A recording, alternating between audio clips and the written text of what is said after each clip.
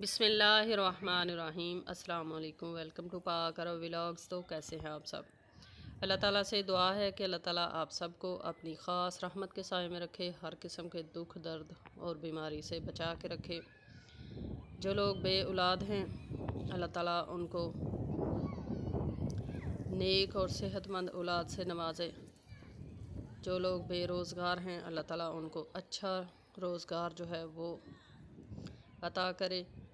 तो इन्हीं दुआओं के साथ आज के व्लॉग का करते हैं आगाज़। तो आज के व्लॉग में आपको लेकर चलते हैं मस्जिद नबवी के अंदर।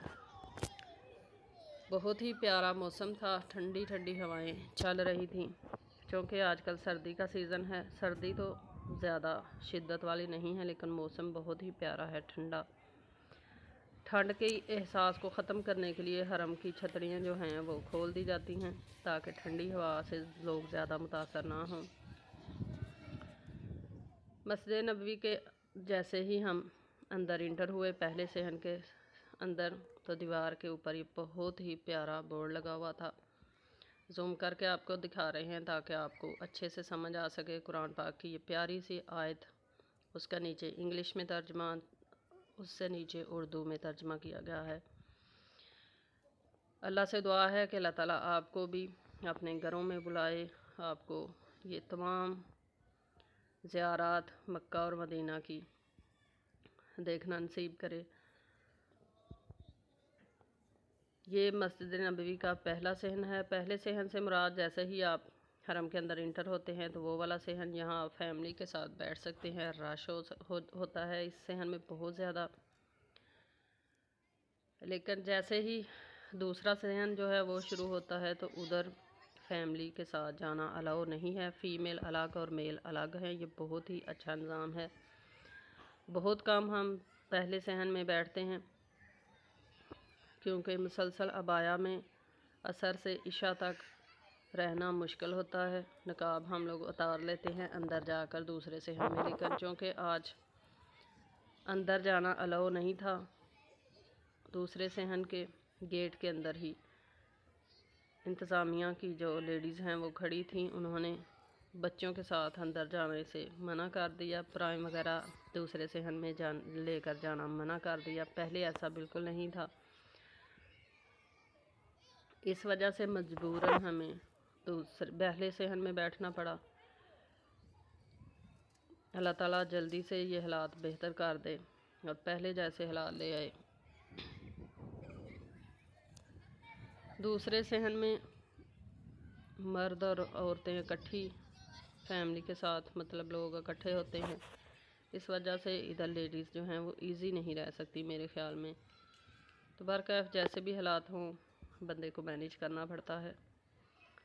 तो ईशा की अज़ान जो है वो होने वाली है। आपको अभी ईशा की अज़ान सुनाएंगे। अल्लाह ताला आपको भी इधर आना नसीब करे।